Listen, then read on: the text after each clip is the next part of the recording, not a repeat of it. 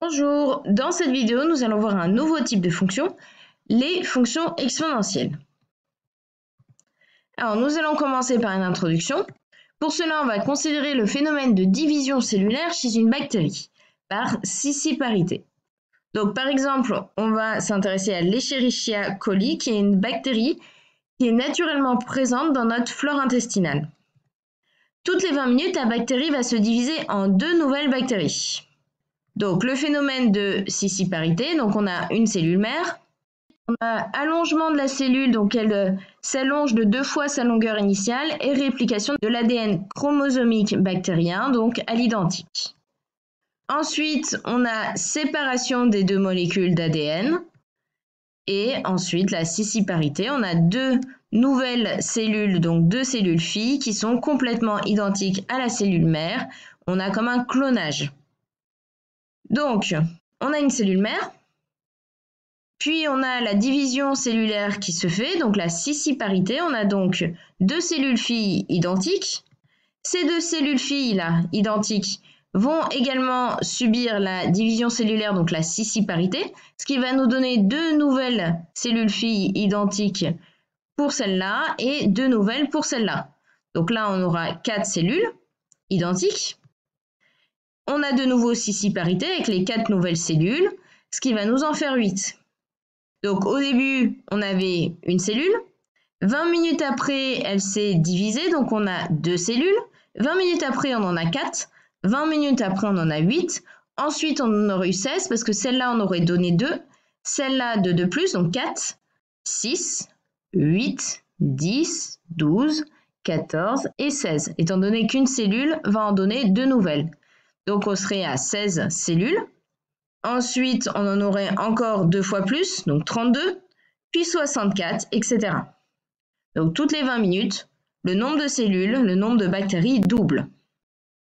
Alors, on peut modéliser ce phénomène à l'aide de la suite UN, donc à l'aide d'une suite, définie pour tout entier naturel n par U indice n égale 2 exposant n. UN est une suite géométrique de raison 2, et de premier terme 1. Alors, U indice 0, donc autant 0, c'est 2 exposant 0, donc ça fait 1. Donc on retrouve bien notre première cellule. U indice 1, la nouvelle génération, c'est 2 exposant 1, 2 exposant 1, ça fait 2. U indice 2, c'est 2 exposant 2, ce qui nous fait 4. 2 au carré, ça fait 4. Donc là, il suffit juste de remplacer les n par les indices qu'on a ici. Donc là, U indice 0, on remplace les n par 0, donc c'est 2 exposant 0, et n'importe quel nombre exposant 0, ça fait 1. Ici, donc c'était U indice 1, donc on remplace n par 1, ça fait 2 exposant 1. 2 exposant 1, ça fait 2. U indice 2, c'est 2 exposant 2, ça fait 4. Ensuite, on a 2 exposant 3 pour U indice 3. Ça fait 2 fois 2, 4, fois 2, 8. Et U indice 4, c'est 2 exposant 4, donc c'est 2 fois 2 fois 2 fois 2, donc 2 fois 2, 4, fois 2, 8, fois 2, 16. On retrouve bien ce qu'on avait vu dans mon schéma, c'est-à-dire à la toute première génération, on en avait une, ensuite on en avait 2, puis on avait 4 bactéries, ensuite on en avait 8, et ensuite on en a 16. Donc ici, je représente ma suite géométrique. Là, on a les indices, là, on a les valeurs de la suite. Donc, pour l'indice 0, le rang 0, notre terme de la suite vaut 1. Pour l'indice 1, notre terme vaut 2. Indice 2, notre terme vaut 4. Pour le rang 3, notre terme vaut 8. Et pour le rang 4, notre terme vaut 16. Donc, ma suite géométrique, à n, elle associe 2 exposant n. Donc, à 0, elle a associé 2 exposant 0. Donc, ça faisait 1. À 1, elle a associé 2 exposant 1. Donc 2. À 2, elle associait 2 exposant 2. À 3, elle associait 2 exposant 3. À 4, elle associait 2 exposant 4. Donc là, ce serait nos générations et là, ce serait le nombre d'individus, par exemple. Alors, on peut se poser la question, mais qu'est-ce qui se passe entre 0 et 1? Entre 1 et 2? Entre 2 et 3? Entre 3 et 4? Et lorsqu'on est dans les négatifs? Alors, pour cela, on va étendre notre ensemble de définitions. Donc, une suite, elle est définie pour tout entier naturel, donc pour un entier qui est positif. Et on va utiliser, donc, pour pouvoir étendre notre ensemble de définitions, la notation de fonction. Donc là, on a notre suite qui est définie que pour les entiers naturels. Et on va donc définir une fonction qui va être définie de la même façon, sauf que cette fois-ci, l'ensemble de définitions, ce ne sera plus seulement les entiers naturels, mais les réels. Donc là, notre suite associée à n, à un nombre n, de exposants n. Là, pour les fonctions, on va utiliser la notation x dont on a l'habitude. Donc à x, elle va associer deux exposants x. Donc c'est la même chose. Ici, c'est des n, là, c'est des x. Sauf que cette fois-ci, on autorise x à être un réel. Ce n'est pas seulement un entier naturel. Ça peut être n'importe quel réel. Donc ça peut être un nombre décimal. On définit f, du coup, la fonction définie sur R par f de x égale 2 exposants x. Donc là, x, c'est n'importe quel réel. Ça peut aussi être un nombre négatif. Je trace à l'aide d'un logiciel la représentation graphique de ma fonction f qui est définie par f de x égale 2 exposants x. Donc, elle est représentée ici. On voit bien qu'elle passe par les points qu'on avait placés lorsqu'on a représenté notre suite. Et ça nous permet d'estimer ce qui se passe entre deux générations, par exemple. Donc là, entre 0 et 1, ça nous permet d'avoir des estimations. Entre 1 et 2 également, entre 2 et 3, entre 3 et 4, et pour les nombres négatifs. Alors, f de 1, c'est exactement la même chose que précédemment, étant donné que c'est un entier naturel. Donc à 1, notre fonction va associer 2 exposants 1, donc 2. Mais maintenant, avec la notation de fonction, on va pouvoir également calculer donc, les images de nombres qui ne sont pas des entiers naturels.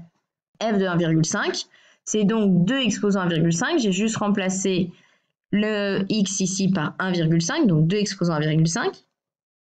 Et là, 2 exposants 1,5, je peux trouver sa valeur, alors soit graphiquement donc 1,5 c'est ici.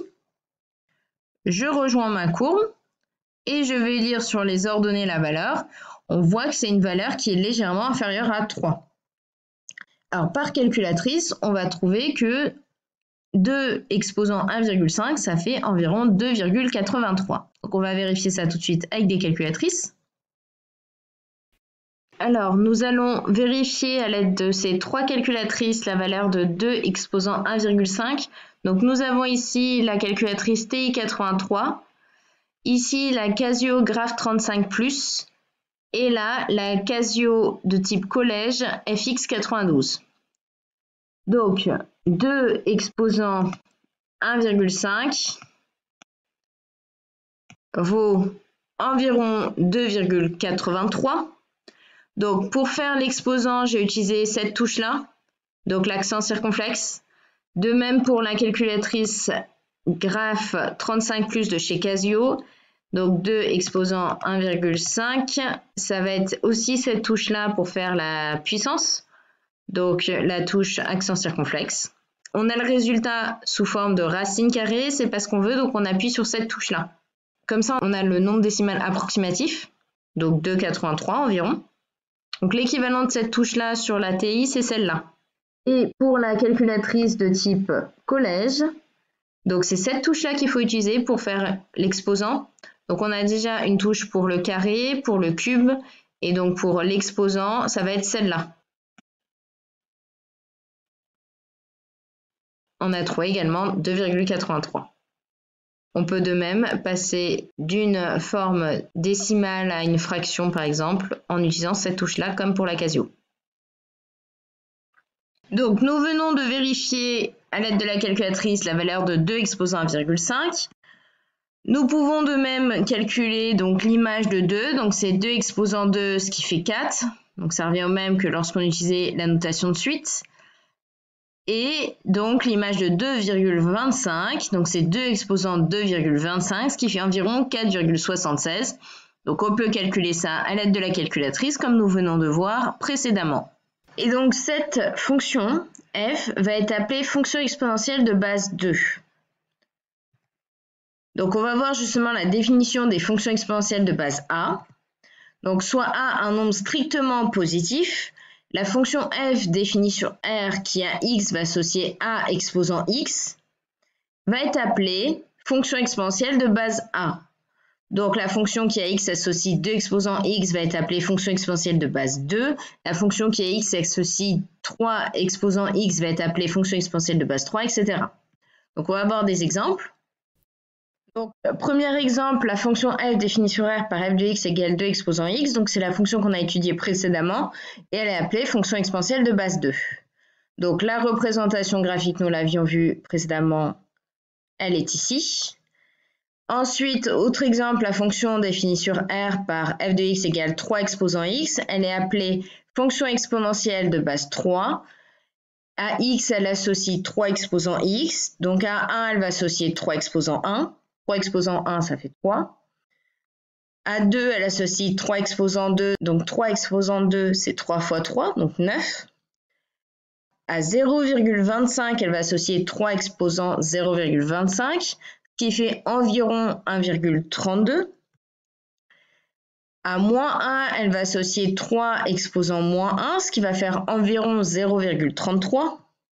Et donc voilà, on peut calculer les images de notre fonction f en remplaçant x par la valeur dont on veut connaître l'image. Donc si on veut connaître l'image de 0, ce sera 3 exposant 0.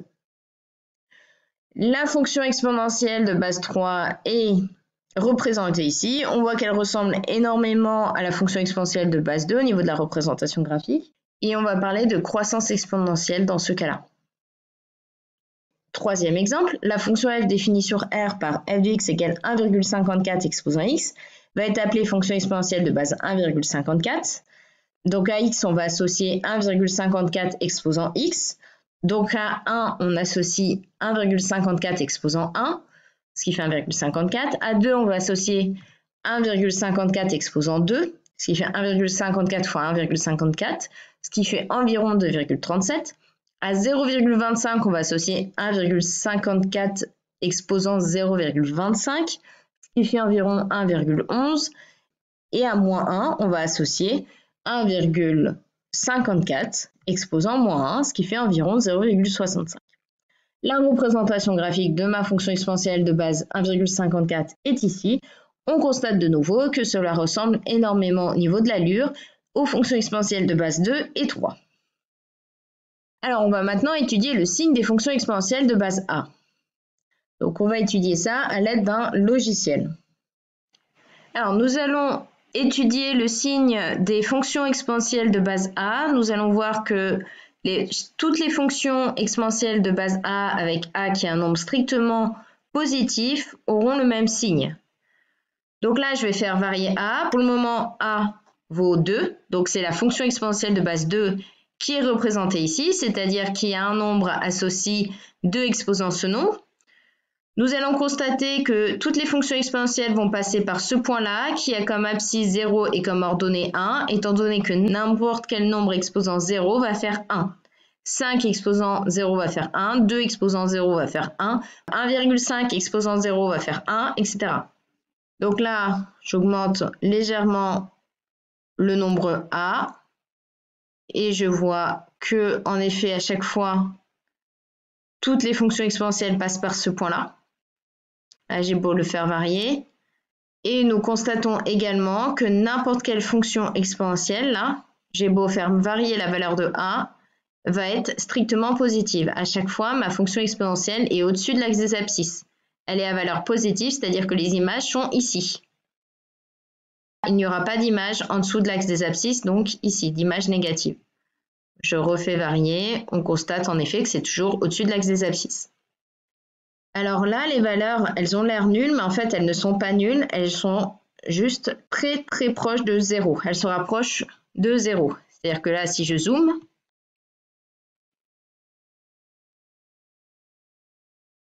on voit que les valeurs sont très très très proches de 0. Voilà, là, on a l'impression vraiment que ça touche notre axe des abscisses, mais ce n'est pas le cas. Les valeurs sont juste de plus en plus proches de 0. Nous venons donc de voir que les fonctions exponentielles de base A, avec A qui est n'importe quel nombre strictement positif, sont toutes à valeur positive. Nous venons de voir la propriété suivante. Les fonctions exponentielles de base A sont strictement positives. Nous allons maintenant étudier le sens de variation des fonctions exponentielles de base A. Nous allons essayer de deviner le sens de variation des fonctions exponentielles de base A en fonction de la valeur de A. à l'aide d'un logiciel. Nous avons la fonction exponentielle de base 1 qui est représentée. Son sens de variation, elle est constante. Donc constatons ici que notre fonction est constante. En effet, la fonction exponentielle de base 1, c'est la fonction qui a un nombre associe 1 exposant ce nombre. Or, 1 exposant n'importe quel nombre donne 1. 1 exposant 1 fait 1. 1 exposant 2, c'est 1 fois 1. 1 fois 1, ça donne 1. 1 exposant 4, c'est 1 fois 1 fois 1 fois 1, ce qui donne toujours 1. Donc, 1 exposant n'importe quel nombre donnera toujours 1. Donc, la fonction exponentielle de base 1 est une fonction constante. Alors, si ma fonction exponentielle est de base a avec a qui est un nombre plus grand que 1. Alors là, je suis en train d'augmenter le nombre a. On constate que la fonction est croissante, strictement croissante, lorsque a est supérieur à 1. Alors, si a est inférieur à 1, on constate que notre fonction est strictement décroissante. Là, nous voyons qu'elle est strictement décroissante, la fonction. Nous allons donc pouvoir en déduire un théorème. Le théorème que nous venons de découvrir est le suivant. Donc, la fonction qui a x associe a exposant x définie sur R va être strictement décroissante lorsque a est compris entre 0 et 1, exclu, constante lorsque a vaut 1, et strictement croissante lorsque a est strictement plus grand que 1. Lorsque a est compris entre 0 et 1, exclu, on va parler de décroissance exponentielle. C'est-à-dire que notre fonction va décroître très rapidement, puis petit à petit se rapprocher de 0 plus doucement. Lorsque a est strictement plus grand que 1, on va parler d'une croissance exponentielle, c'est-à-dire que les valeurs de notre fonction vont augmenter doucement, vont partir de 0, augmenter doucement, puis petit à petit augmenter ou augmenter de plus en plus vite. Donc on voit bien avec l'exemple de la bactérie qui double à chaque génération. Donc on part de une bactérie, puis on en a 2, ensuite on en a 4, ensuite on en a 8, on en a 16, on en a 32, 64 et ça augmente de plus en plus vite étant donné qu'à chaque fois le nombre double. Donc on parle de croissance exponentielle dans ces cas-là. J'espère que vous avez bien compris cette vidéo. Vous avez d'autres vidéos sur les fonctions exponentielles, sur leurs propriétés et sur la fonction logarithme dans la playlist ici. Je vous souhaite une bonne continuation et bon courage.